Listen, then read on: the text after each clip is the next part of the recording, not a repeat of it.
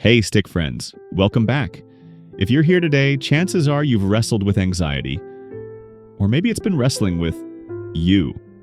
And I want to start by saying, you're not broken, you're not weak, and you're definitely not alone. In fact, and this might sound strange, anxiety, when we understand it and direct it, can actually be a superpower.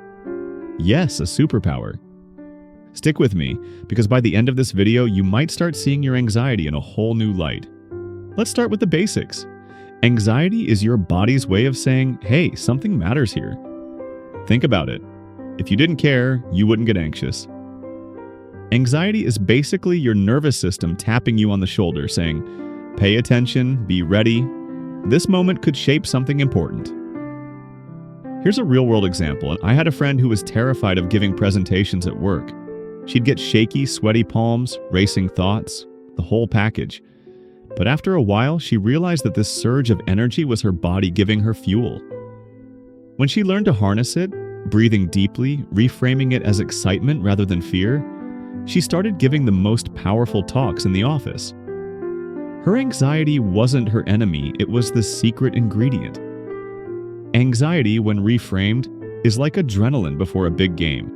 It's the sharpened edge of awareness that says, this is real, this is meaningful.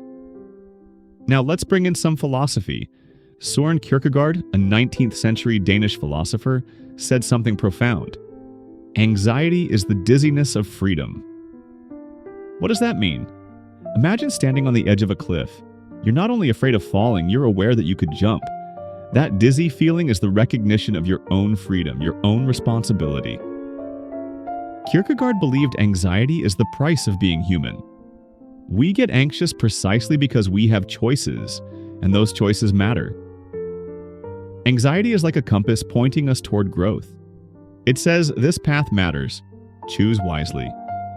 So instead of seeing anxiety as a defect, what if we saw it as evidence of our freedom, our potential, our power to create meaning? And then there's Nietzsche. He often talked about embracing struggle, uncertainty, even suffering, as fuel for becoming stronger. Nietzsche had this idea of Amor Fati, the love of fate. It's the radical notion of saying yes to life, even its hardships. Anxiety, in this view, isn't something to eliminate. It's something to use. It sharpens us, challenges us, and forces us to grow into who we're meant to become. Think of an athlete training under pressure, or an artist putting their soul into a canvas. The anxiety they feel isn't an obstacle. It's the energy that pushes them past mediocrity into greatness. Let's make this practical. Here are a few ways anxiety has shown up as a superpower in real life. Take emergency situations. People often report superhuman focus and strength when anxiety spikes. It's your body activating survival mode. That can save lives. Creativity. Writers, musicians, and innovators often live with anxiety. Why? Because anxiety means your mind is always scanning, always turning possibilities over, always sensitive to patterns others might miss. That sensitivity can be pure creative gold. Relationships. Have you ever been anxious about a friend or partner? It's because you care deeply. That anxiety, if communicated with honesty, can turn into deeper connection and empathy. Now here's something fascinating. Psychologists have developed a practical way to transform anxiety into strength. It's called exposure therapy. The idea is simple but powerful. Instead of avoiding what makes us anxious, we lean into it, slowly, step by step.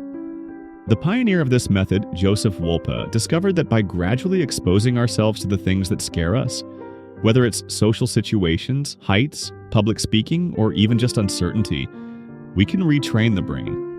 Here's how it works in practice. Say you're terrified of speaking up in meetings.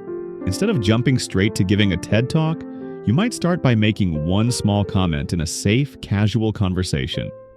Then maybe you share your thoughts in a team meeting. Then maybe you volunteer to present something small. Each step builds trust in yourself. Every exposure is like lifting a weight at the gym. The first rep feels impossible, but over time your muscles, your courage, grow. And to keep this from sounding too serious, let me share a funny example. I once knew someone who dreamed of becoming a pilot. But they were terrified of heights. That's a problem, right? Their first step wasn't to leap off a cliff. Remember Kierkegaard's dizziness of freedom? Yeah, don't take that literally.